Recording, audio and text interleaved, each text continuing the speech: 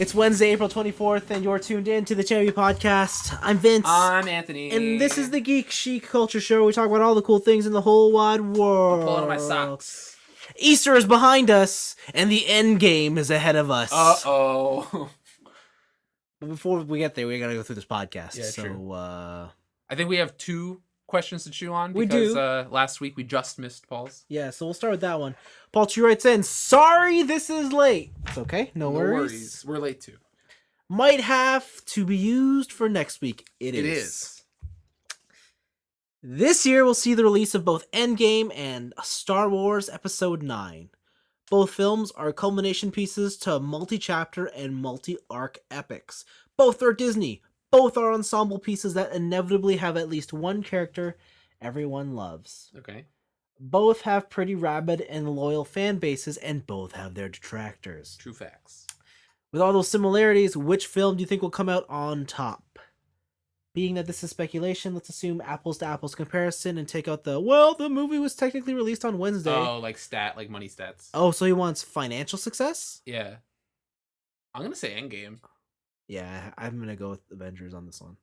Like, just looking at ticket sales right now for opening weekend, like that movie is playing every half hour in every theater. Yeah, I think it helps too that like people know, like I don't think that like I'm not alone in this, in that this is gonna be the last one. Like there'll be more movies after that, but in my head, and I think a lot of people are coming at this with the same mentality. I was like, after this, we're good. Yeah, and like this is 10 years of people that were. It's gone. Like it's done. It's almost like you were tricked into it. Yeah. Right? Because nowadays you have like the DC universe or other universes that are trying to purposefully make a continuity between all their movies, right? Mm-hmm. And it hasn't worked out. Like this one was just like pure happenstance. Like it was lightning struck. Yeah. Just all the right mix of things had to happen, and they just lucked into it, right? Like I don't feel like I went into these films being like, I'm gonna see a series through. It's like, no, I got fucking tricked. Yeah. Yeah. And it's been a decade, so yeah, definitely. The thing with Star Wars is it just the rebooted Star Wars hasn't been around long enough to build that sort of same hype and just excitement. It's been a movie every 2 years. Yeah. And there's really only been two. Yeah. Up until the one coming out this December. And let's not forget that both The Force Awakens and The Last Jedi have been, we'll say, controversial in their reception. Mm-hmm. Definitely made a lot of money, but definitely split the fans, because Star Wars comes from way back when. Not that Marvel doesn't, but I think everyone understands that. You think of Star Wars as a historic film franchise, where you think as Marvel as, oh, these fucking nerds made comic books cool. Yeah. Right? Yeah, and it's only within the past 10 years that these movies have been around, whereas, Star Wars comes from a very long lineage of things, and yeah, I just don't think Star Wars has the pull, especially when you consider the cast. Mm-hmm. Like, Endgame just has so many people. They stole all the people from Scott Pilgrim. Yeah. Yeah, they just took them all. So, yeah. I think that one's pretty easy. I think it's Endgame. Yeah. No brainer. No. I like brainer. Easy questions. Paul's second question. You've both mentioned that you're kind of over with the MCU after Endgame. Yes. You were likely to call it quits. Now that Disney has acquired Fox and is using Sony characters in all their movies, does this change anything for you? Is there anything that could cover focus, that they could cover or focus that would bring the excitement back? Time. Yeah. Like, for me, it's like, again, we just talked about it. It's 10 years of superhero movies. Yeah. Not only from Marvel, but from everyone else trying to capitalize on that same situation. Yeah. And I'm just burnt out. Yeah. I can see myself maybe in a bunch of years where maybe I have a kid, say in the future, right? And it's like, oh, they're doing a new superhero movie, and I'm getting invested that way. Yeah. But right now, like, it's not that I'm gonna be opposed to seeing them. Like, if I have some friends who want to go, if you guys want to go and be like, oh, let's go see the new Spider-Man movie or whatever, I'll be like, yeah, sure. But I'm not gonna go out of my way to watch these movies like I do. Yeah. Like I went to go see Captain Marvel by myself. Yeah. Right. Just to be caught up. Mm-hmm. So. Yeah. No. Absolutely. Like I feel the same way. It's not that I'm gonna ignore them. Like if I haven't seen them, I haven't seen them, but it's not gonna be on my priority list anymore. I think for me, a lot of it comes down to the fact that like I feel like it's like a TV show, like a really great TV show, And after so many seasons, it's just kind of like, no, you got to wrap it up. Mm-hmm. Like, and it's over. It's coming to an end. I'm going to be sad. But then Deal. I'll look back on it and be like, that was an amazing adventure. And then I'll be like, that was a part of my life that I remember. I'm going to put it in a little box back in my head, and it'll stay there. Remember those? Yeah. And then one day when I'm like 60, I'm going to look back and be like, huh, I lived through that. That was pretty damn cool. I'm going to download those to my brain and rewatch it. Yeah, and then I'm going to think about Tony Stark and Robert Downey Jr. and be like, wait, who was who again? Was Tony Robert or was Robert Tony? And I'm like, oh, I can't remember. It's been too long. But yeah. I don't know. The prospect of the X-Men, because that's the one thing I feel like the whole MCU is missing, the X-Men. That would be exciting, but I don't think there's anything they could do in the immediate future that would make me excited. They have done stuff in the past that's actually been really good. Like Days of Future Past was fantastic. Logan was fantastic. Yeah, but I mean, like, incorporating them into the MCU. True. At this point, like, the only way I could probably go back in with any sort of excitement is if they rebooted the MCU. They did a new 52. Like, they just scratched everything 10 years from now, like, we're starting again. And then they just here's the origin story of Spider-Man. Exactly. That's probably the only way I could get back in. I think, like, because right now, Marvel are using Captain Marvel as, like, now the face. Yeah. Like, she is effectively... Superman. She's effectively numero uno in the MCU. Like, after Endgame, she will be the cover. She will represent what Captain America and Iron Man used to represent. Yep. She's going to be the forefront, and that's fine, but it's just I don't really care. Wow. You're only saying that because it's a female lead? No. It's fucked up. I love Black Widow. I'll probably watch her movie, actually, but... Her movie does seem the most interesting of all of the rest of them, Yeah, if they do the Black Widow movie, like, because, that's... Girl knows superpowers. Yeah. She has like the Russian upbringing. I'll watch that shit. I think the only way that I could be excited for another like Marvel movie like this is if they go crazy cosmic.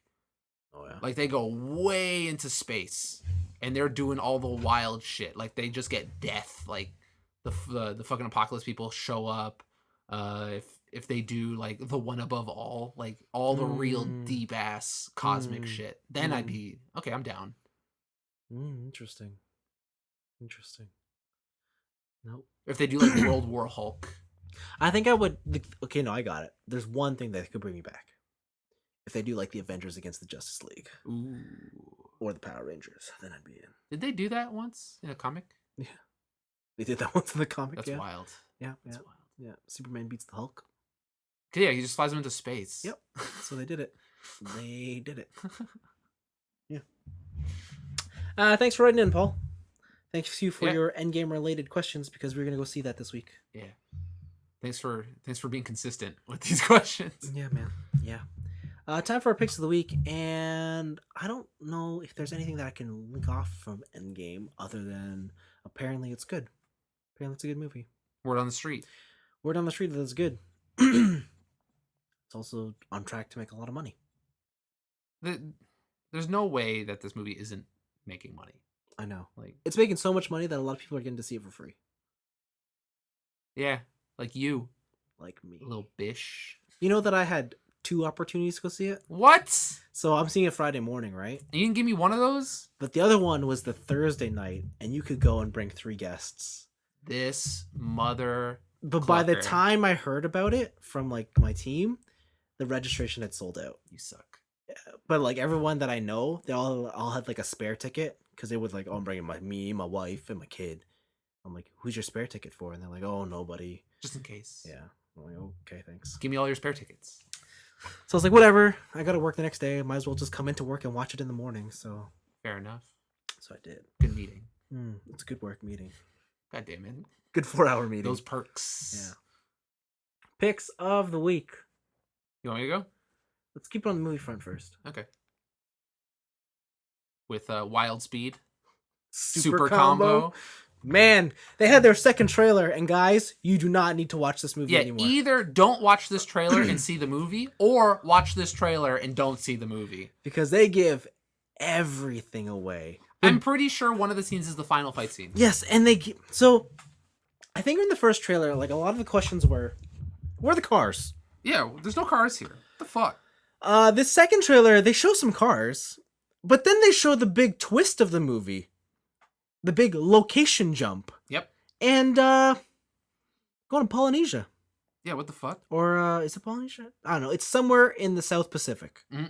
And Whew, it definitely looks like wild speed. That's for sure. They've amped up the action comedy to 11 Oh in yes, this one. yes. Just the whole thing of like they showed an extended scene of them doing the barrel roll in that buggy, Yeah. and it's like Shaw's sister, Yeah. just chilling with her feet up while they're getting Yeah. shot at by a helicopter. Uh-huh. Like this is 2 steps away from just being a Devil May Cry movie. Yeah. Yeah. Yeah. Yeah. Idris Elba is constantly referred to as Black Superman. Yep, he really is Black Superman. Yeah, apparently that's what he is. So, yeah. I I I don't know this. It's come so far from its roots. Yeah. Like I obviously things have to escalate and evolve in order to be interesting. Like you can't just have the same street racing movie over and over and over again. Yes, yeah. But at this point, why is it Fast and the Furious? Like why didn't they just make this like Hobbs and Shaw? Why didn't they make this a whole separate spin-off series instead of being Fast and the Furious : because there's no racing in this. Well, but the characters originate from the Fast and the Furious. Sure, but at this point, everyone knows that, I would assume. Like, the people who are going to go see this movie know that. Do they? Like, it's almost the equivalent of if in the MCU they had the Black Widow movie, right? Yeah. And they're just like, the Avengers, the story of Black Widow. Like, if it was like that. Like, it's like, we know. We know it's the Avengers. We know it's this whole universe. I don't know. I don't know if we know. I think we know. I don't know. I think we know. Yeah, I don't know. Trailer looks wild. It's some wild speed happening in that trailer. Yeah. So, yeah. But I don't know if it's worth seeing. I'm just hoping that like whatever they show, there's like, guys, don't worry. There's a secret extra part that you haven't seen yet. That's for trailer 3. Yeah, don't worry about it. Like the thing is like, so in my wallet I have a free movie ticket. Oh. And I feel like this is the movie to use it on. Oh, this is it? Yeah. This is it? Yeah. Okay. Cool. Do you have any other movies? No. You did. You're right, there's one more. King of the Monsters. It is Godzilla. This movie looks incredible. This movie looks great. Yeah. This is like the most kaiju-ass kaiju movie I've seen ever. Yeah. Right? Even more so than Pacific Rim, because I had robots in it. Yeah. This is just monster fights. I kind of want Ultraman to appear. Just like... Be like, is there a monster who could topple them all? And it cuts to Ultraman, you're like, haha. Or it's like Gamora does some wild shit. Yeah. Is it Gamora? Gamera. There you go. Gamera does some wild ass shit, and then like what's her name? 11 from Stranger Things? Yeah, Stranger Things. Yeah. She gets like poisoned or like has the kaiju blood inside her, and then she turns into Ultraman. Whoa. But it's Ultra Woman. Oh. Or it's Ultraman, and she switches. Whoa, I don't know how I feel about that. Like Godzilla punches Gamera so hard that like blood comes out, like he gets like a tooth pops out, and then like the blood, she's like, oh my god, and it like falls in her mouth. Yeah, this movie looks crazy. The way they used Somewhere Over the Rainbow was chilling. Like the first time I watched that, I got goosebumps. And that I think that like that moment of the trailer, that song, does it climax with like King Ghidorah using all 3 heads to chomp at Godzilla? Yeah. And Godzilla just running in there with his dukes up, yeah. like, oh, get your mofo. Yeah. Oh god, I hope Godzilla dies. Just the way they show destruction, like it's just them flying over, and just the act of them flying over the city is enough to be like, get fucked. Like everyone's dead. These are apocalyptic monsters. Yeah. Can't wait to see. Listen, they gotta balance out the earth. They really took it to heart when people said like, "Oh, the previous Godzilla movie, barely got to see Godzilla." Yeah, now they're just like, here's. They're like, "You want to see a fucking monster? Yeah, here's Mothra. Here's 12. One of them has 3 heads. Yeah, it's wild. So, yeah. I really hope the after credit stinger is them building Mechagodzilla. Yeah. Because they're like, Godzilla helped us this time, but what if he turns on us? We need our own deterrent, and then it's Mechagodzilla. I hope they build Mechaghidra. That'd be cool. No, listen, I hope they just go straight left field and just like Gold Lytan shows up. Oh my god. Man, that would be weird. I want some guy, like a scientist in the thing, to be flicking a lighter, and the lighter, when you see it in his hand, is gold Lightan. Wow, that's too much. Yeah. Nope. I still want that fucking Soul of Shogoken toy. Go buy it. It's only like $100. Yeah, I'm waiting for it to go on sale or some shit. Like, keep waiting. What's on it on your desk? Oh, it's a lighter. But also, fucking loser. The only way that toy would have been better is if you could have used it as an actual lighter. Yeah, I guess it doesn't light up. Right? You can't store lighter fluid. It has no thing. Oh well. Oh well. Next time. Yeah.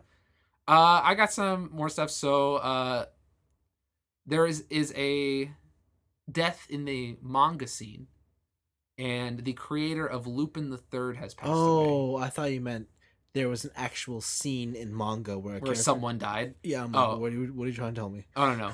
Kazuo Koike is I heard has died, and he is gone. He's one of the godfathers of anime and manga. Just straight up, he made Lupin the Third. He made Wolf and Cub, a lesser known one called Lady Snowblood. Yep. Like he did a lot of cool shit. So that's kind of a big loss.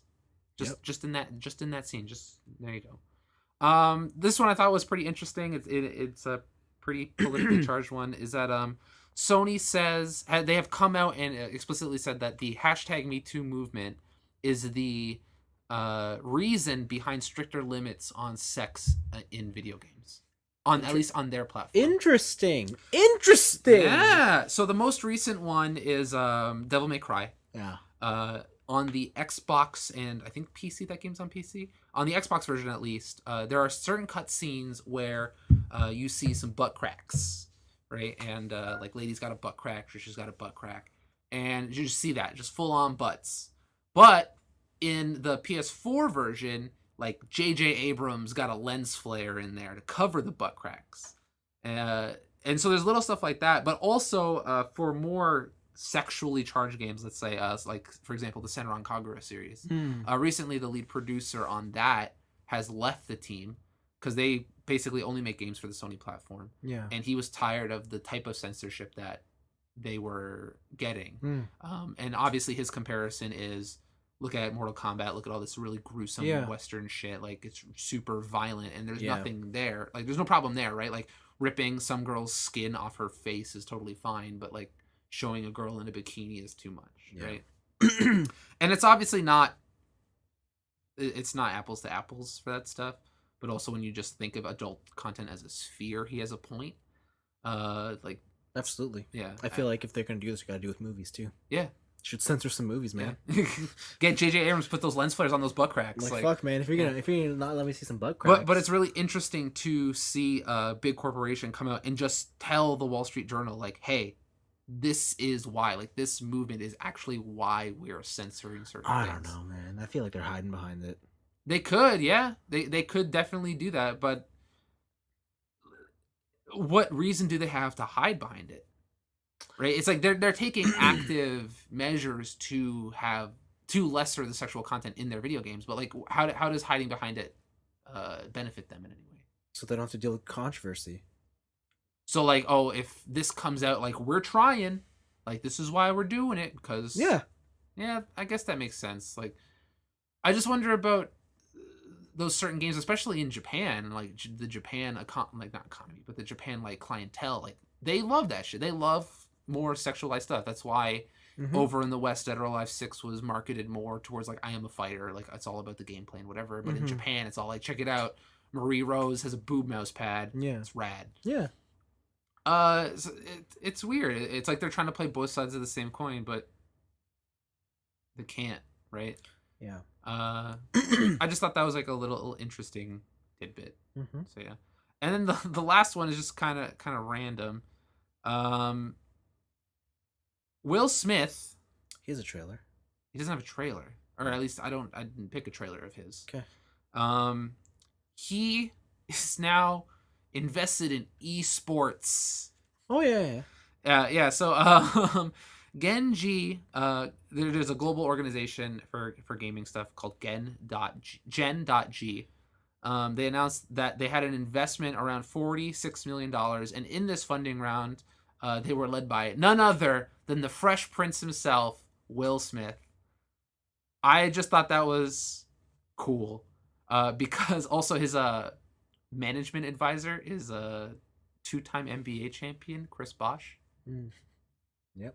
What, like, gaming is in the mainstream, my dudes. It's here. It's been here for a while, Yeah, but it's definitely been there for like people. Like I think you're seeing it now because Will Smith is such a big name. yeah. But lesser celebrities are Oh, definitely doing this. yeah. But now that like big name celebrities like this, yeah, for sure, are doing it, it's like it's here. Like it's here to stay. For example, especially if you look at games in a specific like sport, Mhm. like I think every Formula One driver has their own esports team. Really? Like the biggest ones that I know recently was Alonso. He has like $100 million In an esports team. in an like it's his esports team. That's though. crazy. Like, and it's like Spanish. Does he play? Nope. He just invests. Yeah, his name's on it though. It's like I can't remember what it's called, but yeah. Wow. Yeah. So yeah, I thought that was just another cool little tidbit. And the last one is the one I want to talk about most, is automobile related. And Tesla had a conference. Yeah. Tesla had a conference. Elon Musk came out and he's all like, check this shit out. So by the end of this year, full self-driving cars, straight up. Mm-hmm. They came out and just said by the end of 2019, Yeah. if you either get this computer add-on we have that is compatible with all previous Teslas, or you get one of the newer Teslas in production right now, you will have full self-driving, autonomous driving by the end of the year through a software update. Yep. Just straight up. Mm-hmm. That's fucking wild. Yep. Other things in this is that they're building they're trying to build cars with around 1 million mile lifespan, including the battery. Mm-hmm. So it's not only that just that the car will last 1 million miles, but also the battery will last that long. For sure. They're promising to delete, quote unquote, the steering wheel and pedals in like 3 to 5 years. Yeah. They just want to get rid of that because they think that manual override is going to be a detriment. Yeah. Elon hates LiDAR. I thought that was just a funny one. For people who don't know, LiDAR is light detection radar. Yep. And it uses lasers to detect heights and distances of objects, and it uses like a 3D model. Yeah. And he's like, "It's just too expensive. Like, don't use it. Like, we just have cameras. Like, we just have cameras." But I think the two biggest things here is that the chip, the self-driving chip that they made in-house, is 7 times faster and 7 times more energy efficient than any of the competition out there right now. Mm-hmm. It's 2 separate computers on one chip, so that the idea behind it is that if anything in the car fails, you can still have autonomous driving. So if one side of the chip fails, autonomous driving. If the other side of the chip fails, autonomous driving. Some of the cameras are donezo, autonomous driving. Like, you're still going to be able to do whatever you want. And they have all kinds of fail safes. Right. And the other big one is that with this, Elon Musk is also going to have a Uber competitor or a Lyft competitor in the form of robo-taxis. Mm-hmm. And these Tesla robo-taxis will be half the price of Uber because there's no driver, and no gas, and 70% of the profit will go to the owner of the car.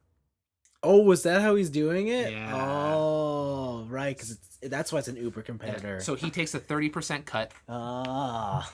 And here's the thing. So Tesla's going to have their own fleet, right? They're going to have the robo-taxi fleet.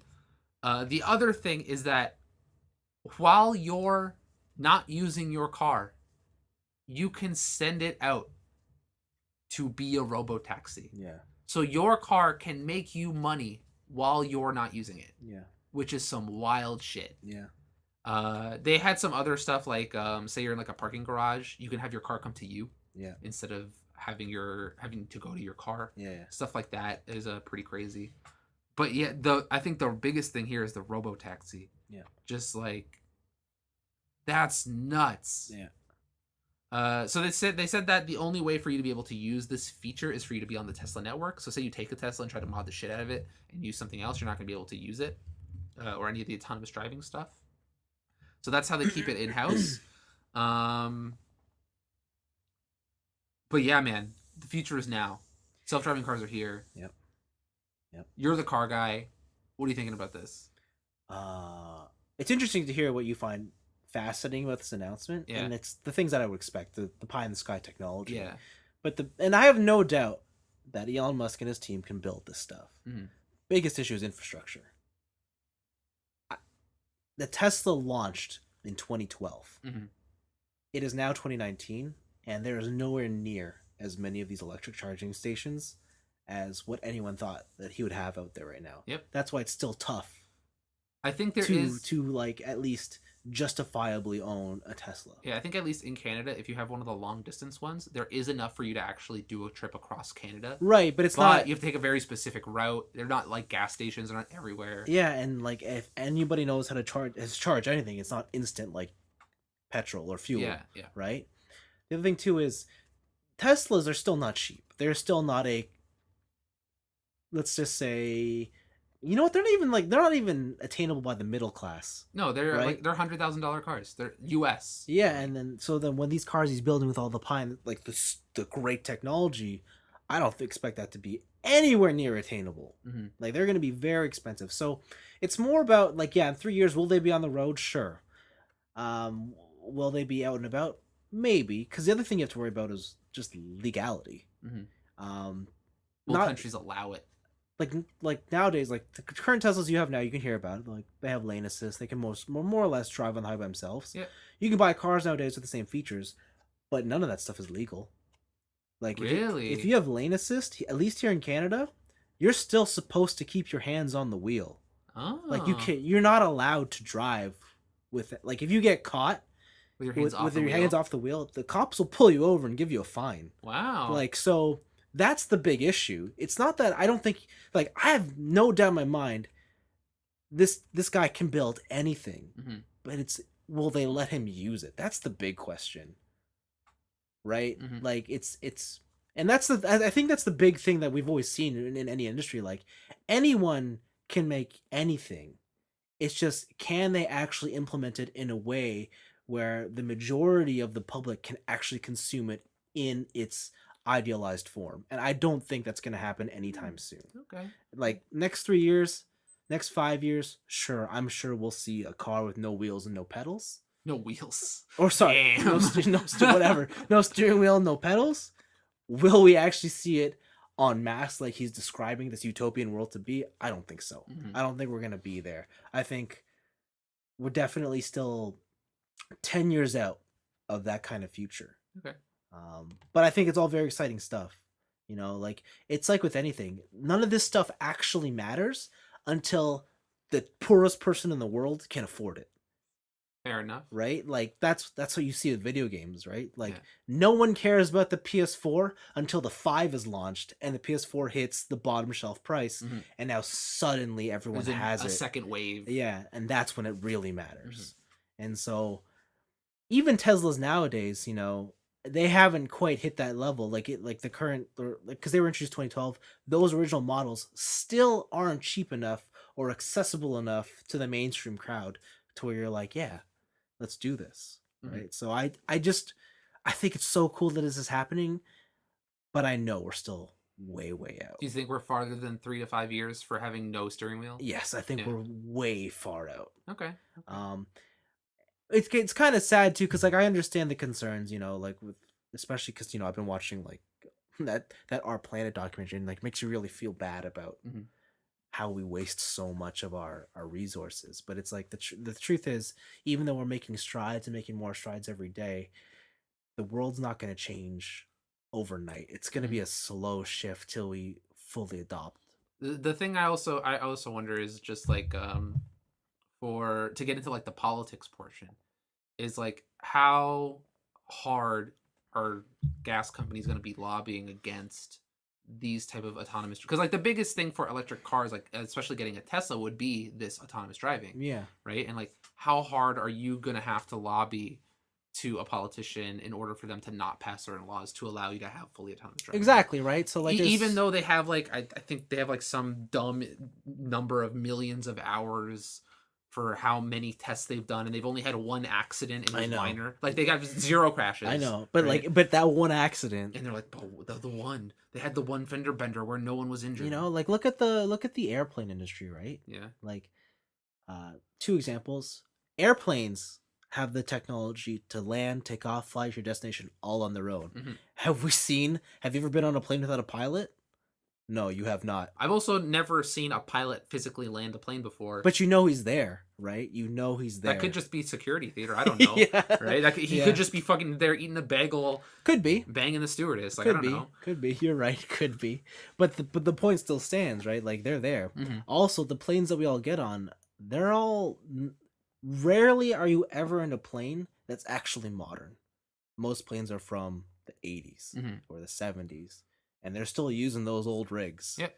Right? Because they work. They work. That's what the world currently is built around. So like we're gonna get to this future eventually. I just think it doesn't matter how far we progress at the top end. All that really matters is how long is it gonna take for that to filter down to the low end. Okay. For going out of the scope of just self-driving cars, you're someone who's watched a lot of like nature documentaries lately and stuff like that. Do you feel that these type of changes need to be faster? Absolutely. I think our world's going to go to shit before we get this awesome utopian future with self-driving cars. Okay. Which is scary to think about. Soon. Yeah. Yeah, that's always the worry, is that like we're doing a lot, but we're not implementing it fast enough, right? And a lot of people will cite like, oh, risks involved, like we don't know if these cars en masse will be able to do X, Y, and Z and all this stuff, right? Yeah. And some of that is, like I said, like people being lobbied to, and then like certain things like cigarettes. Like we all know that cigarettes are just strictly bad for you. Yeah. But there are people who still smoke, and there are people who lobby to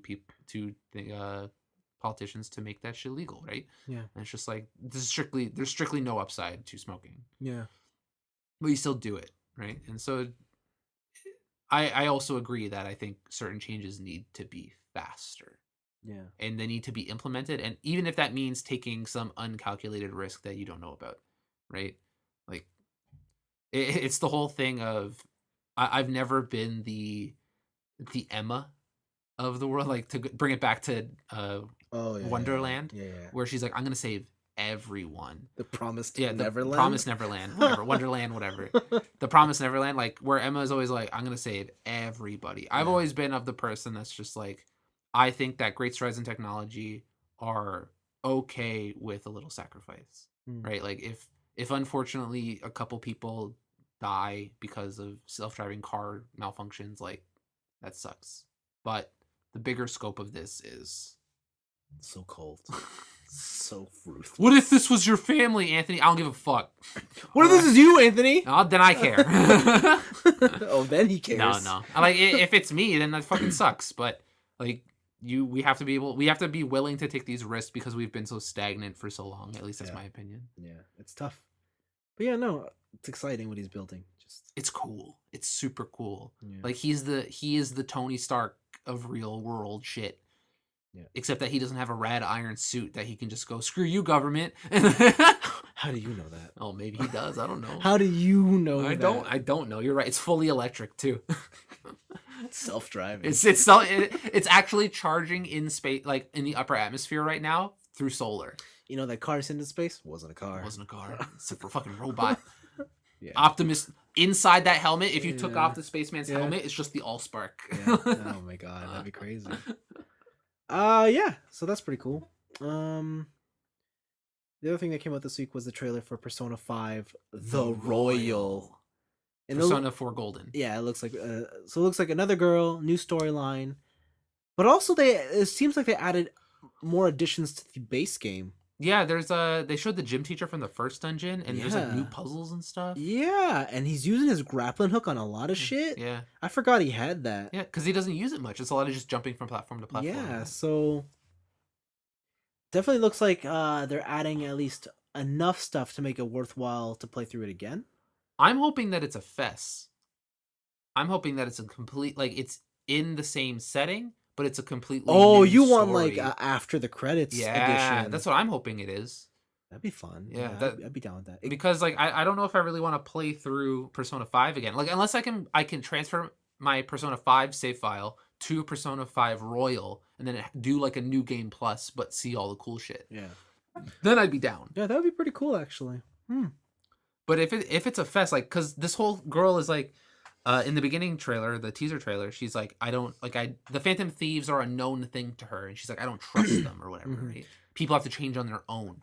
She could just be introduced halfway through the game. She could. You're not wrong. You're not wrong. But like to me, or at least my hope that that's a nod to, hey, we're gonna have like a continued after the credits storyline. Yeah, like a Fest situation probably would make more sense because it would explain why he's able to go to school and he has like a tracksuit on and shit. Like be part of like a school club apparently. And do stuff at school.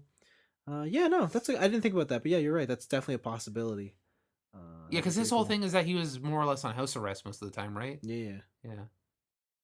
House arrest, which meant that like he could go to school and then hang out for like a couple hours outside, and then he had to be back. Like, to be honest, he had kind of a regular ass life. He just wasn't allowed to participate in school activities. Oh yeah, that was it. Like that's all he couldn't do. And the only reason you couldn't go out at night is because your cat was like, "Go to sleep, bitch." That and Sojo was like, "No, you're not allowed to yet." Yeah, I'm too bitter. The coffee has made me literally bitter. I forget why Sojo takes you in. I think it was like a favor. Oh, was it? I think so. Oh, okay. Oh, great. I think it was like he owed somebody, or it was like somebody's mom. It's always a favor to somebody. Yeah. Okay, cool. Yeah, I'm looking forward to it. 20 comes out October 31st in Japan. Yep. 2020 in America. Just says 2020. Rumored for the Switch. If it's on the Switch, I'll probably get on the Switch. Listen, the Switch box is red. Oh! Color scheme of Persona 5 is red. I hope it comes out with the new rumored revised Switch. A red Switch. Yes. Phantom Switch. Yes. That's what I want. Now we're talking, baby. Speaking of Nintendo, did you know that Reggie had a Twitter account? Yeah. At Reggie. At Reggie. What a baller. How'd he get that? How wasn't that taken? What a baller. Reggie's the best. Yeah. Reggie's so good. It's a good Twitter account. Follow it, guys. It's a very good Twitter account. And I think that was it for the picks. Yeah, we're done, so. Yeah, except for one more. Oh, what? I don't remember. Overwatch. I don't care. They introduced something called the Workshop. Okay. Basically, it's a stage creator, only you can't create stages. What? But you can write rules and scripts that could change how the games play. You could change entire characters. You can make custom game modes? Custom game modes, custom characters, yeah, whatever. Okay. So, like, the example they used was the floor is lava. So when you're standing, you're just on fire. That's cool. And then they changed, like, different values with certain characters, how they react to certain things, and what they could do. Okay. Sometimes you can turn people's guns into just healing devices, and vice versa. Interesting. So, yeah, we'll see what happens with I don't know what you'll do with that. Like, it sounds like just enough customization to be a feature, but not enough customization to be useful. Yeah, so I was like, well, I'm sure we'll see what happens. But you see all the fucking Smash Bros stages that are being made? Yes, man. Damn. See all those dicks? No, it's all the dongers, man. It's only dicks, man. It's just only it's dicks. Just Mario and Luigi banging. Dude. So many 3D dicks. All the dicks. Multi-layered dicks. I know. Foreground, background. Yeah.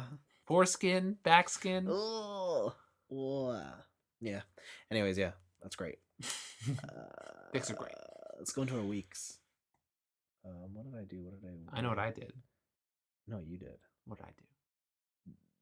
DMC. Yeah, I played Devil May Cry 5. I finished Sekiro last time, and I was like, all right, I'm gonna start playing Devil May Cry 5. Yeah. I finished that shit. That game's good. Okay. That game's real fucking good. Okay. When you were like, I hope you like playing all the characters. Boy, howdy, you are correct because. Oh, did you? Huh? You do play all the characters. Do you even like playing what's his name? V? He's alright. I knew it. I knew it. So the thing with V is that I'll just go through the characters. I'll go to V last because he's a new one. So Dante has all of his shit from Devil May Cry 4 because he's Dante. You can switch between all 4 styles at the same time. Yeah. They've made certain changes. So the biggest one is to Royal Guard. So Royal Guard is the stance where if you can parry an attack with perfect timing. And then when you do that, you can build up like hidden meter and then unleash it for huge damage. Yeah. but it's insanely hard to do. Like, you have to know the game's animations inside and out, and you got to be parrying on point all the time. They made it a little bit easier in this game, where so you can instantly parry, and if you instantly parry, you get like a cool sound effect, and you gain more meter, and also you gain Devil Trigger. Oh. Or you can just hold it and have your always be in parry Oh mode. my But goodness. always being in parry mode earns you less of the Royal Guard meter, and also you lose Devil Trigger. Oh. Right? So you need Devil Trigger to actually do the automatic one. Yeah. So it's a little bit of a resource game there. They also added in a new weapon that expends red orbs. Okay. And red orbs in this game are your currency. Yeah. So you have to use red orbs to do attacks, and the more red orbs you use, the stronger the attack is. Oh wow. So it's actually a really interesting give and take there. Nero is back. He's got the devil grabber in robot form. All of his different little devil arms are really interesting. Some of them do some cool stuff, like one's called the Tomboy, and it'll consistently have your sword in rev mode, and you get a whole different tool set of attacks to use. Oh, it's constantly revved? Yeah, it's just always max rev. That sounds cheap. But here's the thing, you cannot lock on to enemies. Oh. Right? You cannot lock onto, and all of his attacks are just buck wild, super long, wide swinging smashes. Like you swing for the fences pretty much in all your attacks. But a lot of them do like round bounces and stuff like that. That sounds like the way to play. It's super fun. But as soon as you get hit, here's the thing with these gauntlets is that if you're in the middle of a move and you get hit, it breaks it. Yeah. You can also expend one to escape, like a grab or something. Or if you use the super powered version of any of the attacks, then it blows up. Yeah. So the thing with the Tomboy is that the Tomboy is always active. Yeah. Right? So as soon as you get hit, gone. Yeah. So you kind of got to be careful there. My favorite one is Ragtime. And if you use the regular attack, it actually sets up a bubble, and anything inside the bubble is slowed down. And if you use the super attack one, all time is slowed down for a couple seconds, and you can do all your moves and do cool stuff like that. Yeah.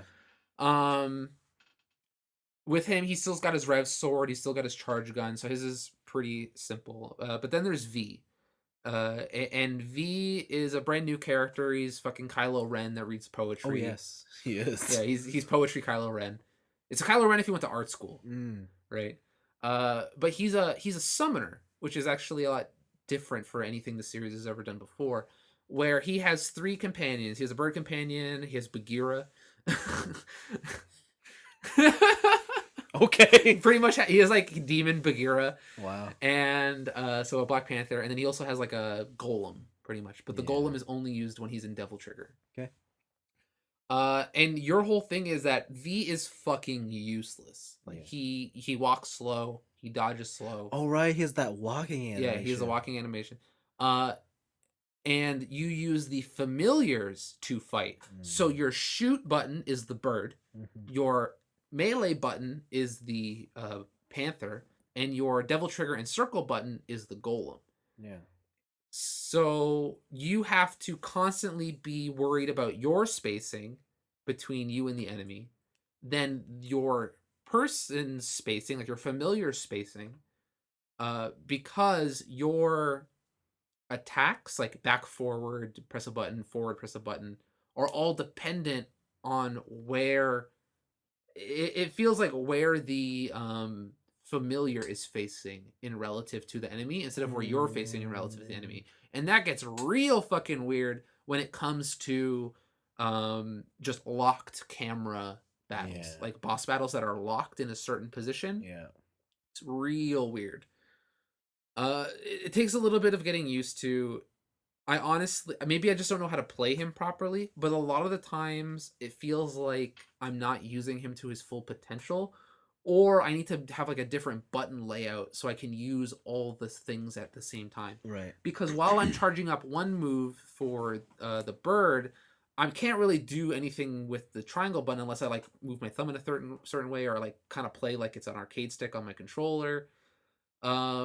It's really hard to get them both to do things in tandem. Yeah. And then also a lot of the times you'll be in the middle of a combo. I think this kind of sucks, but it makes sense like canon wise. Is that all of your dodges or your good dodges have to do with the familiars? So your back dodge is a jump back and the bird summons and the bird flies you away a little bit. I Your see. side steps are that you base the panther turns into mist and you ride on the mist. Right. But when you get out of that dodge, the panther doesn't go back to where they were before, it's beside you. And normally when you dodge sideways and press attack Yeah. right away, the panther will attack sideways into nothingness. And you're just like, ah shit, well I guess that's how the animation is. So that kind of sucks. The other thing is that the familiars also cannot kill enemies. What? Yeah, so you can drain the health from an enemy and then they turn all black and white. And then as V, you have to lock onto that enemy and press circle and you use your cane to do a finishing blow. That's bullshit. And that's the only way you can actually fully kill an enemy. That's crazy. Yeah. That's so it's like you want to fully finish off this enemy, you got to get into the midst of it. You got to get into the thick of it. But then when you're in the thick of it, a lot of these faster enemies, like, you can't do shit. Yeah. So you're like, what do I do here? It's weird. But it's refreshing, let's say. It's not like the most polished combat system in the game, for sure. Like, far and away that's Dante. But it's also like a really interesting concept that I never thought they would do. And it sometimes when you do kind of get everything going correctly, you feel like a badass. You're just like, because your dude's just standing there, and meanwhile all shit's going on behind him. You're like, you fucking suck. Snap your fingers, warp into them, stab a cane into their heart, and you look cool, right? And that's what the game's all about. Story wise, it's I would say it's probably the best one since Devil May Cry 3. Oh, better or worse than 3? It depends on what you like. I like Virgil. You like Virgil? He's somewhere. Okay. He's somewhere. Okay. Virgil's cool. I'd say there's more Virgil in 3 than of course, whatever amount of Virgil you think there is in 5. Okay. But do you like super cocky, badass? Like, I don't. Isn't that what the whole Devil May Cry series is? Yeah, but it's like different levels, what right? Do you mean like, different levels. Like, They've always been like that. Okay. Maybe not with Nero, but so do you like who do you like better, Devil May Cry 3 Dante or Devil May Cry 4 Dante, or Devil May Cry 1 Dante? I like 4 Dante. 4, like, so like old man Dante. He like knows he's badass, but he's kind of calmer. So what if he was even older? Yes. And he just knew. He's like, listen, I'm gonna keep doing these clips, but also like I've done this rodeo a bunch of times. Yeah. Like, I know. It's like I fought. Like, there's one enemy that you face is very similar to one from 3, and he's like, yeah, I fought one of you before. Like, he does the whole thing, like reference back. So he's old man Dante. So you'll probably like this story better because it does a lot of interesting things with outside game canon. Like, they take the graphic novels and the anime into into consideration. Yeah. Oh. So there's like nods to certain characters show up. So there's one character called Morrison, and in the anime, Morrison is some fucking super rich white dude who just shows up and gives you missions for Devil May Cry, right? Okay. For your business, for your business. But in 5, he's just like a jazzy black dude. And it's just like, okay, I get this is canon, but like, I don't like, how canon is it? Because like, he just changed races unless he had like, was it that dude from the Boondocks, Uncle Ruckus? Oh yeah, he had reverse vitiligo, something like that. So there's certain things that they take very seriously in the canon, and there's other things that they're just like, we'll just throw it in here, who cares, whatever. But I enjoyed the story like through and through, all the way to the end. The end is so badass. You feel like just the baddest motherfucker. And they give you enough powers all the way, even up until like the final battle. You get new shit to use and combo with, to where you're like, I want to play a new game plus or a harder difficulty with all this cool shit I now have. Yeah.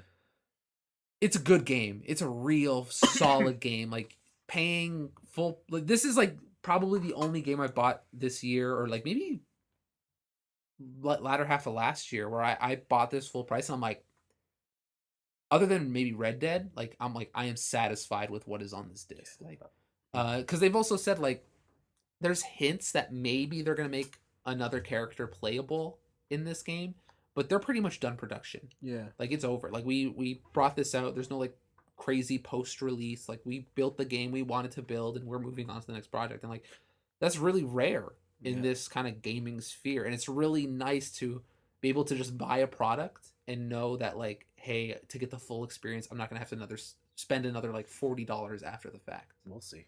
We'll see. Yeah. Just let me remind you, when Persona 5 came out, this is it. There's gonna be no golden version. Yeah. This is it. We're donezo. Yeah. We didn't say anything about the Royal, but there's no golden No, they version. said there's no golden version. They didn't say there's no fest version. Yeah. So yeah, it's cool. They have brought out one piece of free DLC, which is the Bloody Palace. Really? Yeah, so they have the Bloody Palace. It's there for free. It's unlocked after you beat the game. Cool. And you can go in with any of the characters. Just 101 floors of brutal combo badassery. It's hard. It's hard. It's a hard game. I think the one smart gameplay mechanic so this game is just as hard as 4, maybe as hard as 3. Like, it's a hard game, just straight up. If you're going into this being like Devil May Cry is for everyone now, it's like no, they made a really fucking hard combo game, character action style game. Yeah. But the thing I think that is really smart that they did is that they allowed continues to be like you remember gold orbs in the older games? No. Where so either you could like in Devil May Cry 3 when you died, you had to restart at the beginning of the level. Yeah. Like just straight up. Like you get fucked. Right? So in this one you have 3 choices. You can either res by paying with red orbs, you can res by just quitting and giving up, or you can use a gold orb, which instantly revives you where you are. You get a score negative multiplier on your final chapter score, but you revive with full life and full devil trigger. Oh, wow. Yeah. And the way you get these is either by finding them in the game, buying them in the store with red orbs, or there are certain levels that you connect to the internet. And because of the timeline of all the characters are going through the same kind of story at the same time, sometimes their paths cross over. And you'll be able to see other people playing their level on the other side of like you can't go to them and help them out. Like there's 1 or 2 missions where you like kind of work together. Yeah. But you can see them doing their own stuff, and on their little thing it says their username and what current style rank they have. And at the end of it, you can rank them. It's like, oh, do you think they're stylish? Yeah. And if you think they are stylish, you can give them a thumbs up, and that thumbs up gives them a red orb. Or sorry, a gold orb. Oh. So by the end of this game, I had to use maybe a red orb once or twice on the final 2 bosses. I had like 30 gold orbs, right? So they added in a mechanic that allowed you to get through the game and like constantly kind of bang your head against the wall without being like, it's still gonna be frustrating, but without just like constantly punishing you. Right? Like the score at the end doesn't really matter unless you want trophies, right? Yeah. Unless you're craving those S ranks. But if you just want to get through the game and see the story, like they added a very easy way for you to get gold orbs. Cool. And it helps a lot. I think it was a really smart choice gameplay wise. Neato. The game's fucking fantastic. Neato Bandito. The game's so good. The game's so good. I hear. I think I like it better than Sekiro. Well, Sekiro didn't look great. What are you talking about? It's very good. But Devil May Cry fucking rips, man. Interesting. Nico's not as annoying as I thought she'd be. Oh, right. Yeah, the new gunsmith lady. Yeah, she's cool. She actually like kind of shows up and helps you out, and is not like the first. You know that thing where she's like, I made her that badass devil arm or whatever, right? Like that line is in the very beginning of the game, and that's probably the cringiest line. And then other than that, she seems like a really fully fledged character. They relate her back to the lore because you were worried about if she had a cringy line. This is Devil May Cry, like. Yeah, but like the thing is like there's differences between like half of Dante's quotes are all cringy. That's the thing though, because like he makes up for the cringe with just him being a fucking badass, right? And then Nico, but the thing is like when they showed those trailers, they just showed like Nico just being cringy, and that's it, right? And you're like, oh, okay. But when you get the context of the story and like what she can do to like just be her own person and be her own character, like, oh, okay, like she's this female gunsmith who's also cringy like Dante, but she can also hold her own in this thing, right? Like, so it's cool. Like they make her own like strong independent character. Okay. I was worried that she was just gonna be cringy and then useless. Because that's the whole thing with Devil May Cry, is that their female characters are badass. Yeah. Like, they're fucking awesome. Like Trish and Lady, those are some of like the best female characters in video games, I feel. Maybe second to Bayonetta, obviously. She kicks a jet in that one game. That was sick.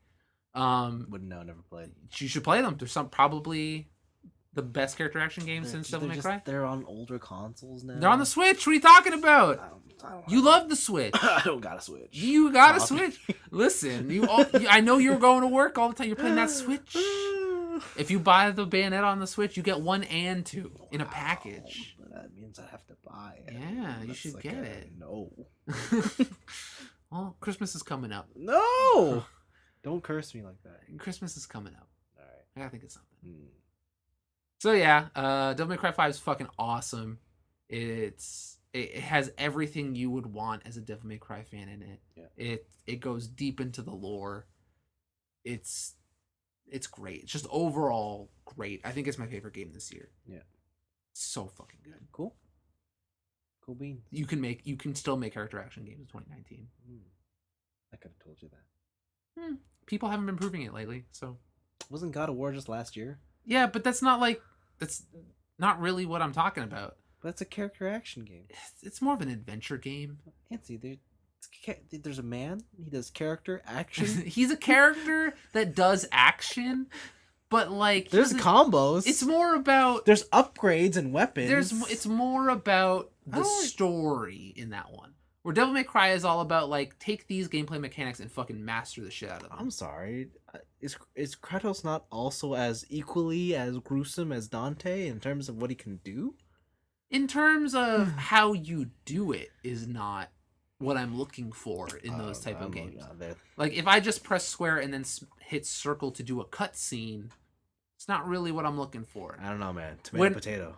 No, it's not. Like I know you're like playing devil's advocate here, but like just like going into Dante and just being completely overwhelmed by the amount of options you have on the fly. You have 4 melee weapons, 4 shooting weapons, and 4 styles off, like almost off the get-go, and they're just like figure it out, or like here's some easy stuff, experiment a little bit, do some things, and like the feeling of slowly mastering that character and being able to be like, okay, trick into warp forward into swordmaster combo into a spike, change into gunmaster, change 2 weapons over, do a fucking tornado gun smash while they're on the ground, then come back into swordmaster, bounce them up again, do all kinds of crazy shit like that. Like it's so satisfying, and it's something that like games haven't been doing recently, like I feel since Bayonetta 2.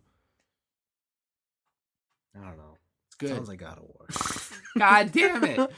I think people will tell you the God of War. I know you know what I mean. I think people will tell you the God of War is the better game. It's not. Actually, that one I don't like. I think I like Devil May Cry 5 a lot better than God of War. I think you have an opinion. I think we live in a society. But that's mainly been my week. I've been playing more Apex. I've been playing more Caustic. Caustic got a buff. Okay. So he takes 10% less damage.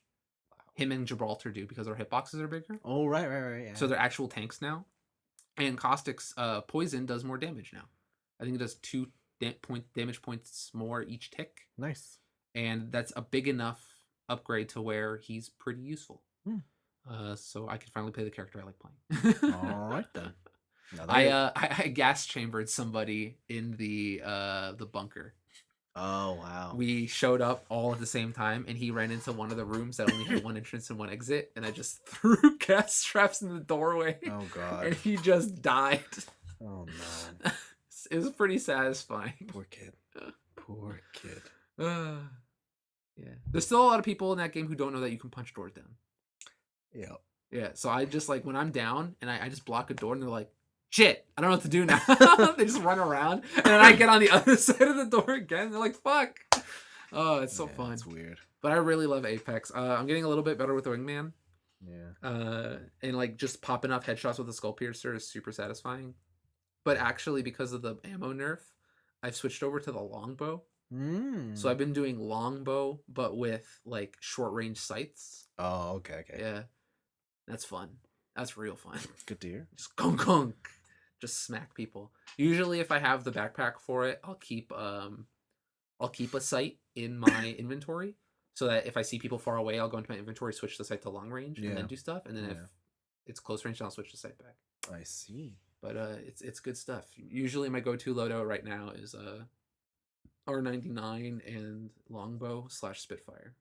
Cool. I've kind of given up on shotguns. Oh well. Yeah. Because like the Eva 8 is cool because it's got the auto thing, but I feel it doesn't really do enough damage for me to care. Yeah. And then the Peacemaker is super awesome when you have the precision choke, but you have to really know what you're doing, and like you have to be real good at aiming. So I'm picking weapons that compensate for my bad aim. Unless it's a sniper, because when people are really far away, usually it's they're less aware of their surroundings, so I can just like peg them once or twice and do whatever. Apex is good. Apex is still good. I hear it's a good character action game. It is a good first-person shooter battle royale. Okay, sure. I see some characters, plenty of action. Plenty of action. Listen, you're not wrong, but also you're not right. Man, StarCraft. Great character action game. There's many characters. Yo, Jim Raynor, fantastic character. You know what he's doing? Action. A lot of action. Okay, what did I do this week? Apparently play character action games. I did play character action games. Real character action games. I beat Shadow of the Tomb Raider. How is it? Thought it was really fun, pretty good by the end. It gets very fantastical, as these Tomb Raider games tend to be. The first one was Japanese zombies, and the second one was, I think, more zombies. Wasn't it zombies in the second one? Was it like spirits? I think it was something Buckwild too. Yeah, I can't remember. Yeah, so Shadow kind of builds on that, but I think it suffers the same problem that Uncharted 3 has. Which is? Which is like, yeah, it's definitely better than the previous two, but it also doesn't do anything different. But I thought that's what you love. You love things that are polished, like polished to a T. But this one isn't polished. Oh, okay. Like, it's not... There's parts of it that you're like, oh, they could have, like, they cut corners here. Like, that cutscene transition was weird. The story just kind of like, wait, what? Like, you could do a lot of cool stuff in the game, and it's definitely more open in that sense. But I think I just like the setup of Rise of the Tomb Raider more. And I definitely I like the setup of the first Tomb Raider the best. Mm-hmm. But I thought Rise, the second one, was the best of the games. Okay. This one is kind of just like you're constantly jumping around. Do you feel like this one has too much stuff? Kind of. This one's kind of overwhelming. Okay. And it's longer than I thought it would be. Mm-hmm. You could do a lot of cool things. Like, you do a lot of the Batman kills, cover yourself in mud, hide in a wall. Cool. And then shoot an arrow in a tree, and then tie someone and bring up the tree and choke them to death out there. Wow. Savage. Yeah, so you could do a lot of wild shit.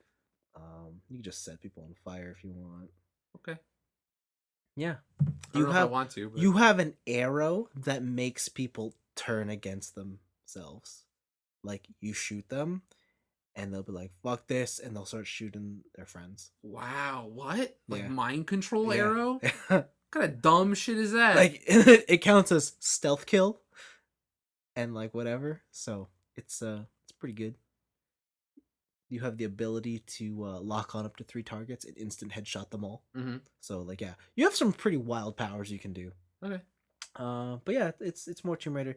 The nice thing is they kind of wrap it up and they're like, oh, she is now Lara Croft, as you know. Oh, dual pistols. Like, ham. Yeah, and she's like, oh, she's the rich girl in the mansion waiting for something fun to happen now. Okay. So I don't know if they're gonna go further from this, but yeah, it was good. Just not my favorite of the series. You know what I want? I want an ambitious crossover. I just want Nathan Drake and Laura Kinda. Croft to hang Yeah. out. Kinda, yeah. I'm waiting for that game. Yeah. So yeah, that was fun. And then after that, I was like, okay, what else is in my backlog? And then I figured, okay, it's time to finish Nier Automata. Yes. Yes. When we last left off, I was starting Route B, and I was like, yo, 9S fucking sucks. Just hack, baby. Hack all day. One, I forgot how hot 2B is. 2B is a snack. Damn, 2B is hot. I know. I forgot that she won her hottest female award. Did she? 2 years ago. Hell yeah. Yeah, she did. Makes sense. I think she might have even won Best of the Year. I can't remember if we gave that to her. Makes if that's the case, makes sense. Yeah. It's that blindfold, man. I don't know. I don't know what it is. So the 9S run. Yeah, like the first 2/3 of that run are just fucking boring. Because you're doing a lot of the same stuff you did in the last Yeah, run. but then I forgot that like the last third of his run, he's gone. Yeah. And then you're like, where the fuck am I? And then what you're am like, I doing? And then you're like, oh, hacking sucks. And it's not even fun hacking. It's just like move here. Do the mini game where you shoot things. Not even. It's just go over this square and hold triangle. Oh yeah. System memory, and then it's a lot of text and dialogue. And you're like, what's going on? And then you wake up and it's the end of the game, and you're like, right. That's what happened here. Because they're robots. Yeah, right. So then that ended. I'm like, okay, that's great. And then I started Route C. Yeah, baby. And that's where the game finally gets interesting. And you're like, oh baby, this is great. This is good. So good. I like this.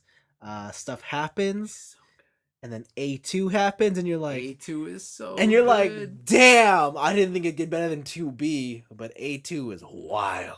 Yo, you ever go into that berserk mode? Yes. So I spec'd all my chips. Yeah. So that I have deadly heal, offensive heal, any sort of heal I can get. Yeah. So I have the one where it's like 20% chance or 40% chance to heal 20% health. Nice. And I have that just stacked. Hell yeah. And then so I'm always in berserk mode. Nice. It's pretty cool. Yeah, A2 is pretty wild. It's a good game. She makes that game suddenly way more fun. I will say that combat is kind of, it's weird because like Devil May Cry, Bayonetta, Ninja Gaiden, that's definitely combat levels that are just too outside my comfort zone for me to have fun with them. Yep. And I always thought that Nier would be the happy medium, but I think Nier's too easy. See, that's what I found as well. Like it just because eventually it turns into like a Dynasty Warriors game. Yeah. Enemies just run at and you're you. mowing through shit. And you're just like, well, you know what? I'm just gonna hit square. Well, until you get the fighting arenas.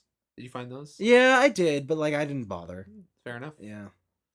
Yeah, and like the frames, which I'm not complaining, but the window of opportunity for your dodge is so wide. big Oh that my you're like, god! Yeah, that you're like, oh, okay, just do this. Like when someone's coming at you with a big sweeping attack, and, and you're just like, whoa, yeah, and you're like, wow, I can dodge. Like it makes the first time it may feel great, but then it's because there's just the waves of enemies are just so gargantuan. Yeah, like you just get tired of them really quick. You're just like, just let me hit you.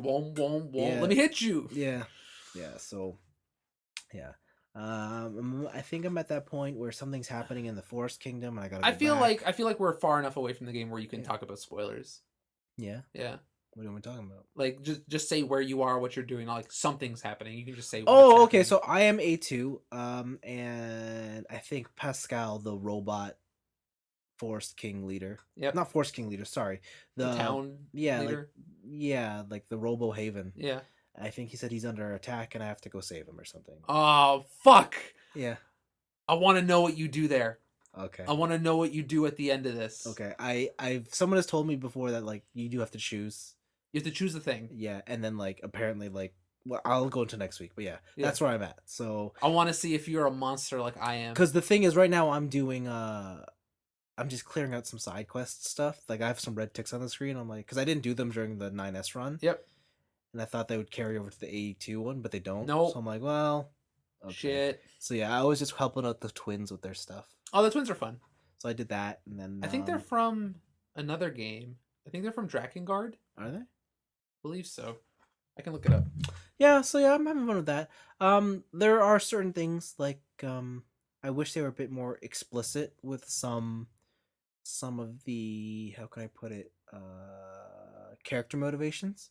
Because when you begin, okay, so spoilers, when you start as A2, someone has to go away. And when this happens, when you first meet A2, she has long white hair. And she cuts it immediately. Yep. And I'm not in, like, I kind of understand the symbolism. I kind of get where it's going, but I wish they would like address it a bit more, cuz it just felt really weird. The story also has like one super stupid caveat that I hope it gets addressed, but something tells me it won't. Um Basically I'm under the impression that 9S wants to kill A2, and I'm pretty sure this could all be alleviated if they just talked it out. Yeah. But Twins were in the original Nier. Not Nier. Okay, yeah. So I don't know. We'll see what happens on that front. I also because I was getting bored of the combat, I turned it up to hard. I'm like, yeah, no, that just makes things longer. Not necessarily more fun. It's just long. Yeah. So and then I turned it to easy. You're like, this is easy. So the thing about easy is they give you all these auto chips. Yep. And you can have auto dodge, auto lock. Yep. Auto attack. Yep. You have the gameplay for yourself. Auto combo. Yeah. So I did that. I just walk up to enemies now and I watch it happen. And then I'm like scrolling through my phone and wait until it's done. That's garbage. And I'm like, wow. This is dumb. Crazy. Video games. I'm like, wow. If you really just want to see the story, this game's got your back. I guess. Yeah, sure. Yeah. So, yeah, no, I'm super excited to see how his wraps up. What is there? After C, there's D and E? Is there 5 or 6? I think there's 5 endings. 5 endings? Okay. And I heard the last 2 are just very technically, short. there's all the endings. So you can get all the letters in the alphabet. All the ones that matter. You can get all of them? Oh, wow. No. Did you get any of the bonus endings by accident? I got one. Which one? Remove your OS. Yeah. That one's good. I was like, would they really just take this out? And it goes game over. And you're like, wow. Oh. That's some Kojima shit right there. Like, that's some fucked up shit there. And then the credits scroll really fast, and you're like, wow. I like that one a lot. Yeah, that one's pretty cool. Yeah. Mm-hmm. It's a good game. Yeah, I'm glad you're playing it again. Yeah. I really want to see what you do. I want you to finish it, obviously, but I'll finish. Like, the thing is, I wanted to finish it for today, but I ended up rewatching Infinity War yesterday. Oh, okay. Because like, okay, I gotta watch this again because I just to see what's up. Yeah, I haven't seen it since the theater. I was like, fuck, that Star-Lord moment really is stupid. I really hate that. And like, on one hand, it's like, yeah, maybe it's within his character. But on the other hand, it's kind of like, it's also just really stupid. Super dumb. Like, it's one of those moments where it's like, it felt like such a cheap trick for the writers to pull. Mm-hmm. I absolutely hate it. Absolutely. And like, on the other hand, I'm like, why didn't Tony just fucking blast him? Yeah. Like, that's what I was thinking. I'm like, Tony let go of the gauntlet to try and stop him physically. Yeah. Why didn't he just fucking shoot him? Yeah. It's not above Tony Stark to shoot another hero. Yeah, just shoot him. Yeah, he's not gonna kill him. Just fucking shoot him. Like, they had the glove off. Yeah. And then he got mad. The other thing, too, was, like, Mantis is holding, and, like, Star-Lord's like, whatever, fuck it. I'm gonna smash her hand in, too. Yeah. And it's like, what do you, like, I don't know. I hated it. I really hated it. It's his human emotions that got in the way. And then I remembered, fuck, this is Thor's movie. Yeah. Thor's so fucking cool in this movie. He's got a sick axe. He fucking holds open the thing so that the sun goes blasts through him. Oh yeah. my god. Wow. See, that's what I want. I want space shit. Thor's so cool. Fuck. I want space shit in a way that's not Ragnarok. Because I didn't think Ragnarok was that good. I thought it was alright. I thought it was funny. I don't think it was like this is what we need. That's what everyone else thought. Yeah. Did you see for Endgame? Fuck, there's that one famous Japanese actor who's like Devin Aoki. No, some dude. Who the fuck does he play? Ken Watanabe. No. But like, he's like, yeah, I couldn't tell anybody I was in this movie until tonight. Oh wow. Yeah, okay. And like, apparently a lot of people are showed up at the red carpet, and they're like, couldn't say anything until tonight. Yeah, I'm in here. Yeah. So did you see a lot of the girls are wearing like these Infinity Gauntlet jewels? I saw Brie Larson with it. Yeah. Yeah, and I think Scarlett Johansson had one too. Yeah. So exciting stuff. And I think that was my week. The only other thing is I got caught in a YouTube hole or actually a Twitch stream. I'm sorry, you watched a Twitch stream? Yeah. What the fuck? Who are you? This Twitch streamer goes by the name of Lando Norris. Okay. He is McLaren's Formula One driver. Wow. He's like 20. Okay. He's living the dream that I didn't think was possible. Which is he has like the full commercial level race simulators in his apartment. Wow. And he's like, yeah, man, I race for McLaren. They pay the bill for this shit.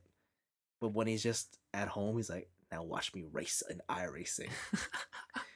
And then like he pans around his room and it's like, this is a fucking teenager's place. There's nothing everywhere. It's a fucking mess. He opens the fridge. It's just Mountain Dew. Yeah, it's just walled of just carbonated beverages. That's hilarious. And then he's on it and you're always like, man, current Formula One drivers are so like well media trained. Yeah. And like they're just so professional. Mm-hmm. Like, no, this guy's a fucking teenager. Yeah. And it's fucking great. Because his E-team, his partner, is Max Verstappen, who drives for Red Bull. Yeah. And you're like, Max Verstappen, that fucking dick. He's even younger. And then you get the sense that he's like a cocky dickhead in Formula One, but online it's even worse. Wow. He's the bratty, like little shitty 9-year-old you hear on the other end of your headphones. That's hilarious. And it's fucking great. That's so funny. But it's like it brings a whole new respect for me as a fan. I'm like, okay, I understand why you're like that. Because yeah, I always know you're a teen, and I remember what being a teen is like. But you really are just a teen who's just lucky enough to drive for Formula One. Yeah. But yeah, these guys are living the dream, and I'm like, fuck, wow, what am I doing with my life? Oh man, if only I was born into a super millionaire rich family. I know, right? Shit. I know. I knew I went wrong somewhere. What the fuck? Like, what do you? We were having this conversation before, but how I said I was starting to unfollow, like, just like famous people or models on Instagram, where their whole Instagram persona is just like they're hot and we do dope shit. Yeah. Like I'm starting to like follow less and less of those people. Because, like, to be honest, like, I look at that and I have the same reaction that you just had, which is like, what am I doing? Yeah. And it's just like, I can't fucking do that. I can't do it because it's not good for my mental health. It's not good for anything. It also doesn't solve anything, and it just strictly makes things worse. Yeah, it does. So. Yeah. That was the rabbit hole I fell down. Hope you get out. Oh, I'm already out. It's cool. Okay. I've accepted it. And that's everything. Yeah, I think that's everything. Yeah. Let's see. We're off to watch Endgame in the next few days. Yeah. I think we have are we going to talk about anime this week or no? I think so, if you want to. Sure. Okay. I don't know if we want to pick another show before we got back into it, or should we? I don't know. I do have a show we can watch. Okay. I do have a show that's I hear could be great. Okay. It's called Isekai Quartet. Ah, shit. Tricked again. We'll see. No, it's Fruits Baskets. Fruits Baskets is very good. It'd be a good little juxtaposition between JoJo. Between 4D chess. Yeah. I think we need something simpler in our lives. Something we can consume with. We can do that. Yeah. I think that'll be a good, because I've never seen Fruits Basket, so. Man. How? So we'll start that next week. How? I don't know. No, I deserve it. What the fuck? Was it 2001? I was watching Bleach. So was I. Wow. But also on the side. Gay. Yeah. Also, I wasn't, because in was it 2001? I was 11, and I wasn't into that weeb shit. Oh yeah, that's too young for you. Yeah. I was. I wasn't a weeb, or I didn't turn on to that shit till I was like 18. So. Lame. I knew of it. I just chose not to. I thought Dragon Ball was dope. No, you didn't. I did. I was like, Dragon Ball is cool, and also Sailor Moon's dope. But I didn't know they were anime. Wow. Have we had this discussion on air? Yes, we have. Okay. All right. Well, we won't get into it. You just thought they were cartoons. Yeah, I thought they were cartoons. Yeah. Well, like, also you with British shit, right? Like, you didn't know the stuff you liked was mainly from Britain. Yeah, like Reeboks. Yeah. Yeah. Like, whoa. And you're like, wait a minute. And then I'm like, wait a minute. It's had the Union Jack there my whole life. How come I haven't made this connection? Yeah. Oh, I know. Okay. I know. All right. Thanks for listening, everybody. Peace out, nerds. Bye.